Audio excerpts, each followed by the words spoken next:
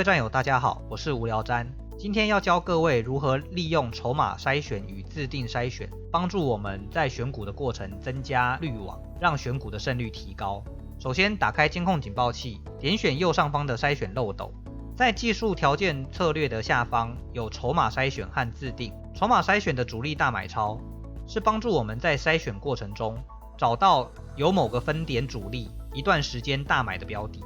法人大买超则是筛选外资或投信有一段时间买入的标的。筹码四季红五灯奖可以帮助我们找到至少连续4个期间筹码集中度大于0，换句话说就是主力有买超的标的。自定筛选中，成交量与5日均量是协助我们找到有量能的标的，避免在购买的时候陷入流动性风险。站均它代表的意思是至少站上几条均线，可以帮助你选到比较强势的标的。中小型股本可以选到波动性较大的标的，大股本则可以选到稳定度较高的标的。准当日高、准当日低，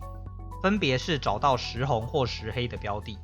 三线纠结则是5、10、20日3条均线纠结的标的。后续的发行股期、发行权证、可当冲，则是依据每一个人交易的标的物不同，可以自行勾选。如果喜欢做股期的战友，可以把有发行股期的标的勾选起来；喜欢做当冲的战友，也可以把可当冲标的勾选起来。以上就是筹码和自定的筛选滤网。